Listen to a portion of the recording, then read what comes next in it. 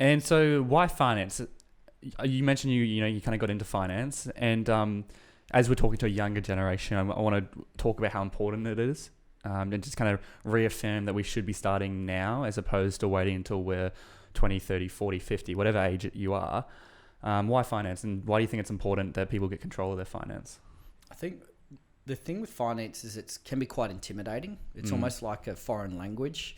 There's so much terminology. There's so many things to know that quite often people don't take action straight away because they're scared or they haven't gone and asked the right questions. So I think you should have a good basis and understanding of exactly how your finances work, where your money is going, what is interest, how does it work, are you paying it or are you receiving it, and get your head around that, because the advantage of starting young is time is your friend. Compounding interest is called the eighth wonder of the world. This thing's fantastic. If you can learn how to use it effectively, by the time you retire, it can make such a big difference. I'll give you a bit of an example of that is, when we talk about compounding interest and we talk about being younger and having so much time. So I'll ask you a question, Byron. If I could give you two things, if I could give you a suitcase that has $1 million in it, or if I could give you a coin that's worth 1 cent that doubles every day, just for a month, so for 30 days, what would you take? Yeah. I mean, at first glance, you want to go, well, surely $1 million. But I've heard this before. Yeah, that's right. It sounds too good to be true, right? So a 1 cent coin, so just 1 cent that doubles to 2 cents, it doubles to 4 cents.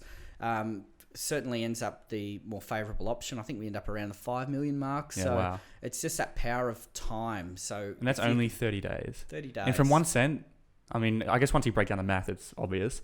But without thinking about it, it seems like impossible. And that applies, that 30, you make that 30 days, 30 years, and that's when we start to get that sort of growth in real terms. That's right. So if we can build up those good habits, whether they're savings habits, whether they're contributing more to your super, whether it's buying a property and holding property and allowing time and interest to accumulate over decades, that's where we can get an advantage when we're younger. Yeah, great. And just to, I guess, go back a sec, what actually is compounding? We just gave an example, but if we could like define it and how to, that's a probably extreme example because it's doubling every day, but what's a realistic example of compounding? Well, compounding interest is just interest where it adds on to its own interest, and it could be calculated daily, monthly, or yearly. So probably the most common one most people would know would be a savings account. So you have a look now at a high interest savings account. Unfortunately, isn't particularly high anymore. They don't really exist, do they? Still call it a high interest savings account. So 2%. I don't know if we call that high percent, but let's use that for an example. So essentially, what they do is every single day they calculate how much money you have in that account, and they pay you interest on it daily. So holding that money in, what happens at the end of the month is you are paid your interest. Then the following month, you're paid interest on the amount that you have plus the additional interest that they've paid you. So it's that compounding effect that works time and time again. Yeah. On a larger scale, you might see it with property. So they talk about growth rates with property, and that could be a property worth $300,000. If that grows in value, it's then worth more the following year. The growth on that property is then based on the new value. So that's how we get that compounding effect where property grows in value. Yeah, great. And do you think, I think a huge problem that our generation faces is there's kind of like, there's always people do interviews and stuff, and they'll be like, so would you rather travel or buy property? I feel like it's often, people will often choose one or the other. They'll be like, oh, I want to travel, I'm young, oh, I want to get property early so I can, be smart financially. But I feel like more and more people, traveling is getting cheaper and property is getting more and more expensive. So many people are choosing the travel option, which is great. I think travel. But do you think it's realistic that we could even, a 16-year-old now could even get into the property market where I think the average price in Sydney is like $800,000? I think they still can. So this story's not new. You can look back and there's newspaper clippings from 1915 that talks about how the property market's so high and how unaffordable it is, and how could you ever buy a unit in Cronulla for $48,000? That's ridiculous. Yeah. I know my parents had received quite stern words from their parents because they bought a block of land for $40,000 and put an $80,000 house on it, and they thought that was ridiculous. You never pay that off in a lifetime. So I think it's all relative. I think property is expensive because it's in such high demand, and we have to understand that that is what is keeping the prices up, is that strong demand for property. In relation to travel versus property, we certainly shouldn't just be living at home as a hermit and never traveling. Yeah. There is a compromise there somewhere.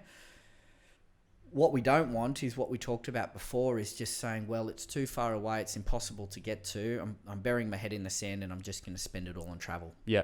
And it doesn't have to be travel. It could be, cars. It could be just wasting it in general, not having a saving strategy. I talk about Parkinson's law, which I'm a huge fan of. So it's basically, if you've got $1,000 in your bank account this week, you're going to spend 1,000, or you're going to spend, versus if you put 500 straight into savings where you can't see it, you're going to find a way to spend that 500 or live with that 500 you got left. And I think that's a powerful skill people can start if they start putting in young. And, for me, I remember part of my mindset is like, why would I bother saving now when I'm 16 or 17 earning nothing, basically, like $100, $200 a week, when I've got a full-time job, I can save that in 2 or 3 weeks. But can you see what you think? I think it's just a habit, getting into that habit, getting into the flow, and setting a goal for getting a property, or maybe having 2 separate accounts, one for traveling, one for property. And traveling's never been cheaper. Like, you can still travel.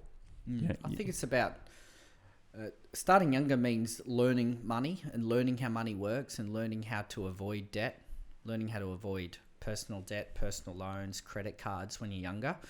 So you're right, when you're 16 and your paycheck's $120 for your job after school, it's not particularly motivating to watch $20 go into an account and earn 2 cents interest on it. But what it's doing is starting to create good habits. So that's important, is if we put money aside based on our level of motivation, we'll see it fluctuate. So some months we'll be motivated, some months we won't be, and you just won't get that steady increase. And the consistency. Yeah, if we use habit instead and say, well, this is our habit, that 15% of our income goes into our savings account the day we get paid. And like you said, you then learn to live off the remainder of the money. Exactly. And honestly, it's not even a habit for me. It's just automated. I don't even look at it. I guess it's habit, getting used to living off what I've got left. But with today's technology, you can just automate it. Obviously, if you're on a part-time job and you get paid $600 one week and $400 the next, you probably can't automate it. You've got to be a bit more manual. But I think that's the beauty of leveraging the technology. And that's the rule there, is pay yourself first. Yeah. So once your pay hits the account, pay yourself. As in savings? Correct. So that's paying you. So you've paid your money into that savings account and then live off the rest of the money. Yeah. The alternate way of spending throughout the week and seeing what's left over on Sunday night and chucking it in the savings account just means you're inconsistent. You're not going to get that same level of savings. And you're probably always going to have less. Yeah, absolutely. And the same thing works if you've got a home loan. Pay yourself first. Pay the home loan, pay any additional repayment that you want to, and then learn to live off the remainder of the wage. Yeah, great.